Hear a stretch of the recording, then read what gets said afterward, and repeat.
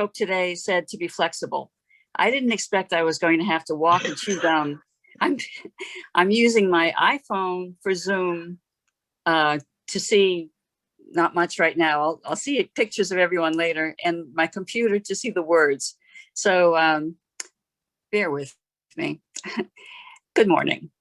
I'm Fran Ward. It's Easter Sunday, 2021. Today's title is A Modern Spin on Easter, Resurrecting Yourself. Happy Easter. I am honored to be with you on this special holy day and holiday. I often say, any day we can meet at the chapel is a reward. The chapel has a different look these days. For the time being, the chapel is wherever you are now. The chapel is not a place, it's us. We are the chapel. I've addressed the chapel several times on Easter somehow, and I'm pleased to share a personal note from my travels. I took a trip to Egypt one year. Jordan was so close. I made a side trip to Amman, where I climbed to the top of Mount Nebo. Alongside the trail, I touched what was labeled the burning bush, not on fire at the time. And then I stood on the platform built for Pope Benedict for a panoramic biblical vision of a lifetime. I scanned the horizon from left to right, east to west. With perfect visibility and as if a map was being laid out for me, I saw from Jericho and Jerusalem to the Jordan Valley. There was Egypt, the Red Sea, Bethlehem, Nazareth, Palestine, Syria, the wilderness of Judea, the Promised Land, the Mount of Olives, the Sea of Galilee, Canaan, the Dead Sea, and back to Mount Nebo. It is a geography lesson etched in my memory. Following the thrill of seeing the place names of the Holy Land come to life right before my eyes, I floated in the Dead Sea. Then on the way to Petra, the ancient city, I received another spiritual gift. I had to stop and see why so many men were gathered in one spot. The men moved aside, parting like the Red Sea, and showed me where to kneel down to touch my lips to a flat rock. It was the rock purportedly that Moses struck twice with his staff, and water gushed forth in abundance. I drank the holy water. Wherever I go, I meet people who are eager to share what is special to them. Everywhere I go, I meet intriguing people. I met you, didn't I? I proceeded to Petra, one of the 7 wonders of the world. Petra is called the rose-red city from the color of the rock from which many of the city structures were carved. You've seen pictures of the treasury if you've ever watched Indiana Jones and the Last Crusade. The treasury is not a building, but just a facade carved from the rose-red cliff face. In Petra, I was climbing to the top of a mountain where I was determined to see the carved monastery. It was before I had undergone miraculous heart surgery. The climb was too much. I stopped and panted from the elevation and the exertion. A Bedouin chief, Lafi Bado, led me to a rock in the shade where I rested and met his mother. She poured me a glass of mint tea, the most refreshing thing I ever drank. I appreciated their Arabic nomadic culture of hospitality. Everything is mysterious in Petra. Lafi took me up many carved steps of the mountain, but I never made it to the top. Instead, I listened to Lafi as he told me about his ancestors and the life of the Bedouins. He told me about the caves that dot the sides of the mountain, like Pueblo cliff dwellings, I imagine, but I've never seen those in person. Lafi was born in a cave and had lived in one with his family.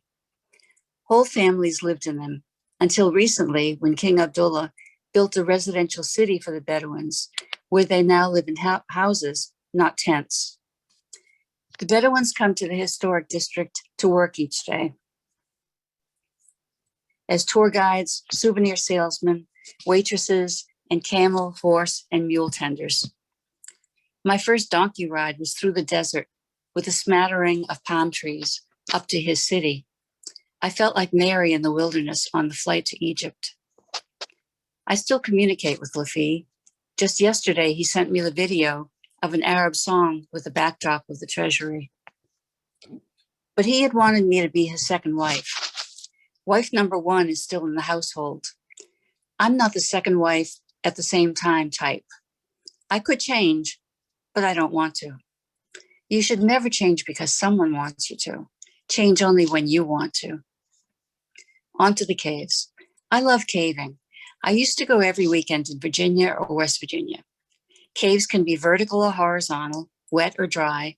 They're all a tight fit and they're all fun if you like that kind of adventure. I went with a bunch of introverts who worked in the Library of Congress. They were all quiet librarians on the drive to and from our destination, but they came alive, extroverted, and effervescent inside the caves. I enjoyed spelunking. I think I could have been a cave woman. One time we were lighting each other's carbide lamps on our helmets. I remarked this was the darkest cave I had ever been in, and someone said, "Take off your sunglasses, Fran." You have to enter the earth to go caving. Horizontal caves are easy. You just walk in and walk out, following trails, scrunching and squirming and squeezing yourself into tight tunnels, moving forwards or backwards, crawling on your hands and knees. Originally, the ancient Nabateans buried their dead in intricate tombs that were cut out on the mountainsides in Petra. In modern times,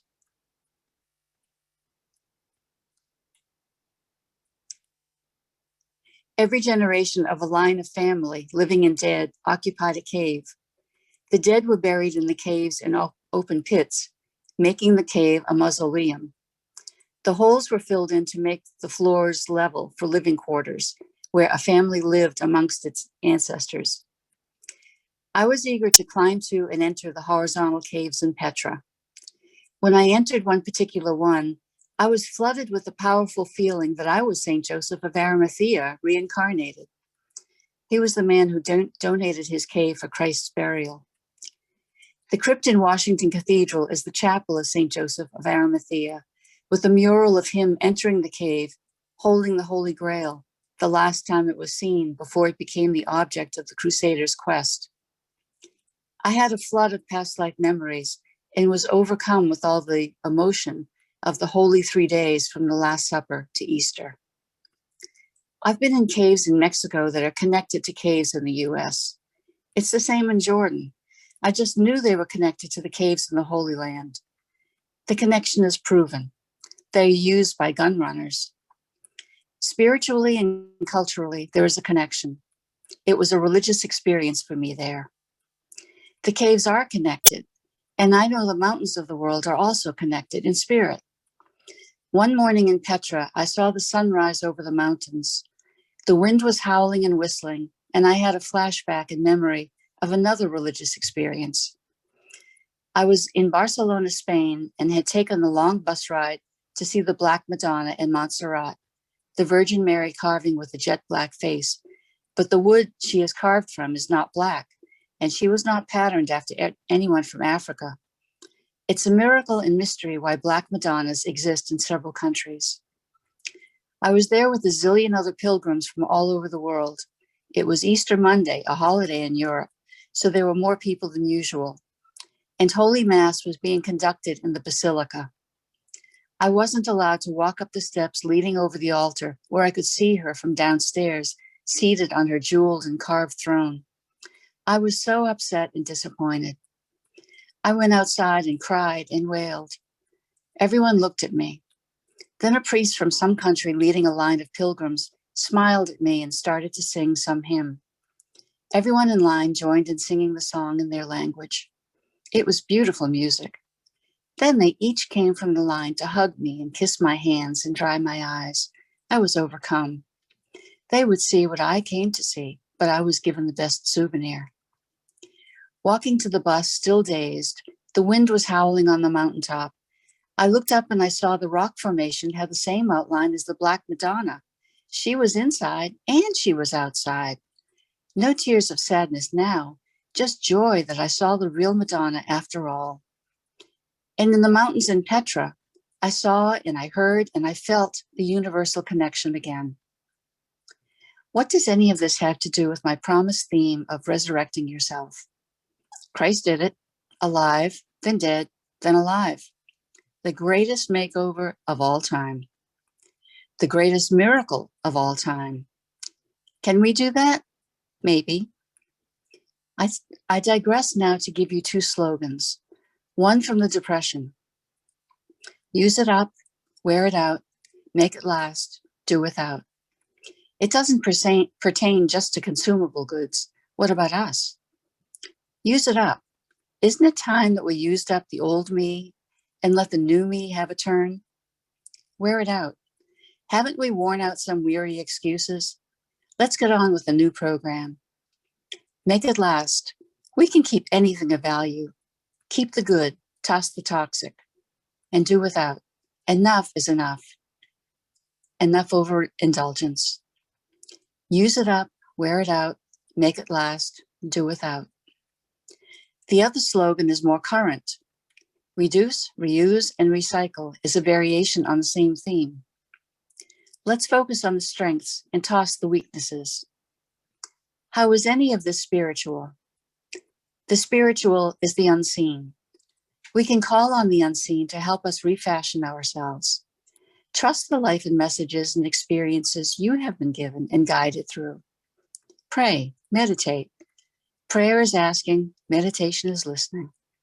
In case you're heading off your path, it's okay. Reassess. What is the right path for you? Take it. Ask for help to step out of your comfort zone. It's time to be a better person. Can you do that? Yes. We don't know who we can be, but let's use Easter and the resurrection as our examples. Trust the new you. Make yourself over spiritually. Will there be doubting Thomases in your life that you are able to change yourself? Count on it. But your belief in yourself is what really counts. Change is possible. I'm now stepping out of my comfort zone. I'm going to make a biblical reference. 1 John 3:2.